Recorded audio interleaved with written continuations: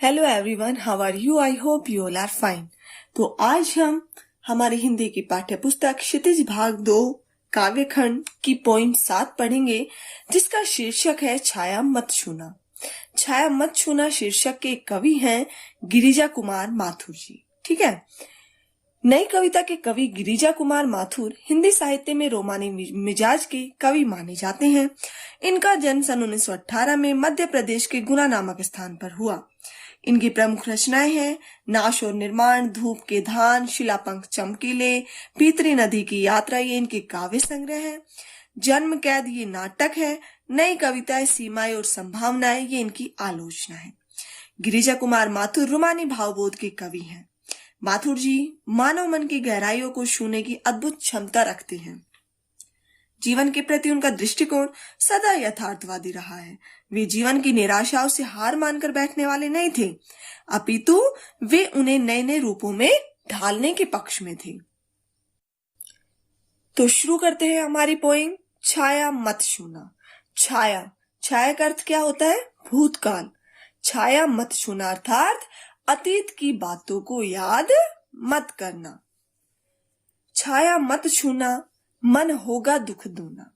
कवि यहाँ अपने मन को संबोधित करते हुए कह रहे हैं कि हे मन, तू छाया मत छूना अर्थात अतीत की बातों को याद मत करना। क्यों? क्योंकि उससे होगा दुख दूना। उससे जो मन का दुख है वो दुगुना हो जाएगा। कवि ने यहाँ पर ऐसा क्यों कहा है? कहा जाता है मतलब हमें कभी भी हमारे पास्ट को याद नहीं करना चाहिए। क्यों? क्योंकि अगर वो पहले अच्छा रहा हो और अब हम दुखी रह रहे हो तो हम पिछले अच्छाइयों को अर्थात अपने सुखों को याद करके अब भी दुखी हो जाएंगे। दुखी तो है ही, ज्यादा दुखी हो जाएंगे। और यदि पहले हम ज्यादा दुखी थे और अब भले ही हम खुश हैं, सुख है हमारे पास सब चीजों का, लेकिन फिर भी हम उस दुख को याद करके अब भी क्या हो जाएंगे? दुखी हो जाएंगे कि हमने ऐसा जीवन व्यतीत किया, उस समय हमारी ऐसी कंडीशन थी वगैरह वगैरह। ठीक है। इसलिए कवि यहाँ अपने मन को संबोधित करते हुए कह रहे हैं कि हे मन, तू कभी भी अतीत की बातों को याद मत रखना, चाहे वो अच्छी है चाहे बुरी है, क्योंकि उनको याद करने से जो मन का दुख है वो दुगुना हो जाएगा। जीवन में है सुरंग सुधिया सुहावनी। जीवन में है सुरंग, सुरंग अर्थात रंग बिरंगी, सुधिया यादें, सुहावनी अच्छी लगने वाली। और कवि क्या कह रहे हैं कि जो मेरे अतीत की जो प्रेम और प्रिय की जो रंग बिरंगी यादें थी, वो रंग बिरंगी यादें मुझे अच्छी लगने वाली है, या वो यादें मुझे अच्छी लगती थी। छवियों की चित्रगंध फैली मन भावनी। छवियों की, छवि क्या होती है? छवियों की चित्रगंध अर्थात चित्र की स्मृति, याद के साथ उसके आसपास की सुगंध का भी अनुभव होना। फैली हुई है, मन भावनी, मन को अच्छी लगने वाली है। कवि कह रहे हैं कि जब हम पुरानी यादों को याद करते हैं तो उन यादों से जुड़े हुए जो व्यक्ति होते हैं, उन व्यक्तियों के चित्र भी हमारे मन में अपने आप बन जाते हैं। होता है ना सभी के साथ ऐसा कि जब भी हम अपनी किसी भी बात को याद करते हैं तो उससे रिलेटेड जो चित्र होते हैं वो हमारे माइंड में अपने आप बन जाते हैं, और उस समय ऐसा लगता है कि उनकी सुगंध भी, उनकी चित्रों की, उन व्यक्तियों की सुगंध भी हमारे आसपास फैल गई है, और जो ये यादें हैं वो हमारे मन को अच्छी लगने वाली है, अच्छी लगने लग जाती है। तन सुगंध शेष रही, बीत गई यामिनी। तन अर्थात शरीर की, सुगंध शेष रह गई है, बीत गई यामिनी, यामिनी अर्थात चांदनी रात। और कवि क्या कह रहे हैं कि अब जो ये यादें हैं उन यादों की सुगंध ही शेष रह गई है, और वो रात, चांदनी रात कौन सी? जो कवि ने अपने प्रेयसी के साथ, अपने प्रेम के साथ बिताई थी, वो चांदनी रात अब बीत गई है। कुंतल के फूलों की याद बनी चांदनी।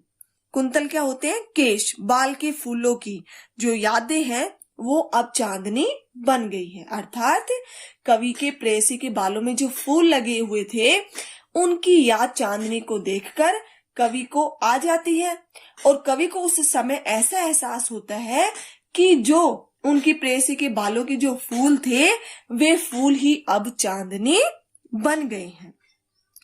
भूली सी एक छुअन बनता हर जीवित क्षण, भूली सी भूल से भी एक छुअन स्पर्श करने पर बन जाता है हर प्रत्येक जीवित क्षण।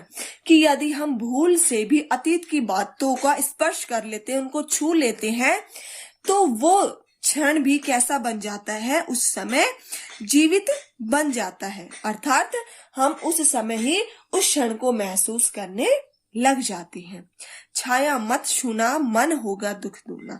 कि हे मन, इसलिए मैं आपको कह रहा हूं कि आप अतीत की बातों को याद मत करना, क्योंकि अतीत की बातों को याद करने से जो मन का दुख है वो दुगुना हो जाएगा। यश है ना वैभव है, मान है ना शर्माया, जितना ही दौड़ा तू उतना ही भरमाया। कवि कह रहे हैं कि मनुष्य के पास ना तो यश है अर्थात सम्मान है, ना वैभव सुख साधन है, ना मान है, और ना ही सरमाया अर्थात पूंजी है। कि मनुष्य के पास ना सम्मान है, ना सुख साधन है, ना मान है, ना ही पूंजी है। और जो मनुष्य इन सब चीजें के पीछे जितना ही अधिक दौड़ता है वो उतना ही भरमाया अर्थात भ्रमित हो जाता है। कवि क्या कहना चाहते हैं कि सुख संपत्ति के साधनों या उनके सुखों को प्राप्त करने के लिए मनुष्य जितनी अधिक भागदौड़ करता है वह उतना ही अधिक भ्रम में पड़ जाता है, अर्थात उसकी परेशानियां कम होने की बजाय बढ़ जाती है। प्रभुता का शरण बिंब केवल मृग तृष्णा है। प्रभुता का शरण बिंब अर्थात बड़प्पन का एहसास केवल मृग तृष्णा, छलावा या धोखा है। कवि कह रहे हैं कि जो मनुष्य को बड़प्पन का एहसास होता है वो वास्तविक ना होकर सिर्फ क्या है, छलावा है या धोखा है। मृग तृष्णा एक ऐसा धोखा है जो न होकर भी होने का एहसास देता है, वही क्या होती है, मृग तृष्णा है। मैं आपको एक एग्जाम्पल देती हूँ। क्या होती है कि रेगिस्तान में जब हिरण बैठा रहता है तो रेगिस्तान की रेत ग्रीष्म ऋतु में उस सूर्य की किरणें पड़ने पर इस तरीके से चमकती है कि उसको ऐसा प्रतीत होता है कि दूर से कि वहां पर क्या है, पानी है, और वो उस पानी की प्यास के लिए क्या करता है, वहां पहुंचता है उसके पास जहां उसको वो चमकते हुए कण दिखाई देते हैं, और वहां जाता है तो वो क्या देखता है कि वो सिर्फ उसका धोखा था, ये पानी ना होकर क्या है, रेत है। फिर वो वहां थोड़ी देर विश्राम कर लेता है या खड़ा हो जाता है, फिर उसे फिर कहीं दूर वो सूर्य की किरण जब उस रेत पर पड़ती है तो चमकती हुई दिखाई देती है, तो वो फिर उसे पानी समझकर उसके पास जाता है।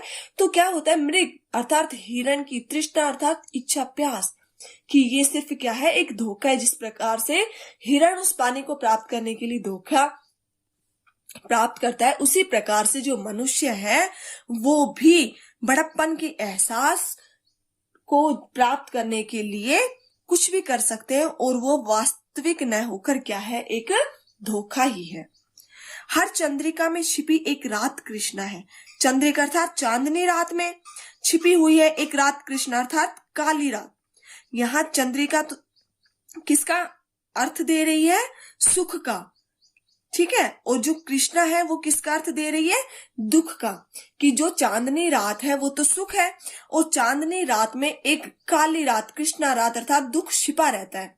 कवि कह रहे हैं कि ये तो वास्तविक है, इसे तो हमें बिल्कुल याद ही रखना चाहिए कि हर चांदनी रात में काली रात छिपी होती है, अर्थात हर सुख में दुख छिपा रहता है।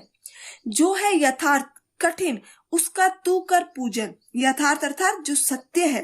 कवि कह रहे हैं कि इस जीवन का जो सत्य है उसका तू कर पूजन अर्थात उसकी तू पूजा कर, कि अतीत को भूलकर हमारे जीवन का जो कड़वा सत्य है हमें उसी को स्वीकार करना चाहिए और उसी की हमें पूजा करनी चाहिए। छाया मत छूना, मन होगा दुख दूना। कि हे मन, तू अतीत की बातों को याद मत करना, उसको याद करने से जो मन का दुख है वो दुगुना हो जाएगा। दुविधा हत साहस है, दिखता है पंथ नहीं, देह सुखी हो पर मन के दुख का अंत नहीं। कवि कह रहे हैं कि द्विधा हत साहस अर्थात साहस होते हुए भी द्विधाग्रस्त रहना है। दिखता है पंथ अर्थात रास्ता नहीं। कवि कह रहे हैं कि जो हमारा साहस मन है वो दुविधाओं के कारण क्या होता जा रहा है, नष्ट होता जा रहा है। क्यों? क्योंकि हम हमेशा ये सोचते रहते हैं कि कल क्या होगा, क्या नहीं होगा, हमें अपने जीवन में सफलता मिलेगी भी या नहीं मिलेगी, आदि जो दुविधाओं के कारण है वो उसके कारण जो हमारा साहस है, मन का जो साहस है वो नष्ट होता जा रहा है और हमें कहीं भी रास्ता दिखाई नहीं दे रहा। अर्थात आगे बढ़ने के लिए जो रास्ता है वो हमें कहीं भी दिखाई नहीं दे रहा। दुख है ने चांद खिला शरद रात आने पर। दुख है ने चांद खिला। चांद खिला का क्या अर्थ है? सुखों को प्राप्त न होना। ठीक है, यहाँ पर कवि ने चांद न खिलने का क्या अर्थ बताया है? सुखों को प्राप्त न होना। शरद रात आने पर अर्थात शरद ऋतु के आने पर, सर्दी की रात आने पर भी चांद नहीं खिला, इस बात का हमें बड़ा दुख है।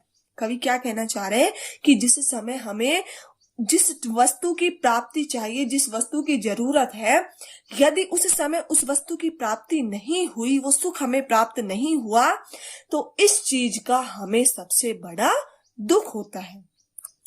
क्या हुआ जो खिला फूल रस बसंत जाने पर, कि क्या हुआ जो फूल खिल गया रस बसंत अर्थात वसंत ऋतु के समाप्त होने पर अगर फूल खिल जाता है तो उससे क्या फायदा। अर्थात अभी मैंने क्या बताया था कि जिस समय हमें जिस वस्तु की जरूरत होती है, यदि हमें उस समय वो वस्तु प्राप्त ना हो तो और बाद में प्राप्त हो तो बाद में प्राप्त होने पर उस वस्तु की उतनी अहमियत नहीं होती जितनी हमें उससे पहले होती है।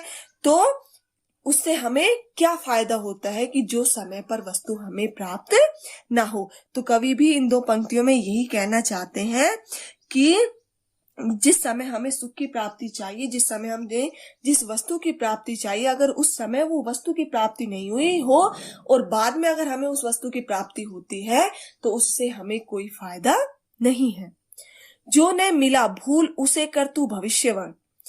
कवि क्या कह रहे हैं कि जो हमें अतीत में या जो वर्तमान में हमें नहीं मिल रहा है, हमें उसे भूल जाना चाहिए और अपने भविष्य का वर्ण अर्थात आने वाले समय को हमें धारण करना चाहिए कि हमें यदि इस समय कोई सफलताएं नहीं मिल रही है तो हमें इन असफलताओं को भूलकर अपने भविष्य को सुधारने का प्रयास करना चाहिए।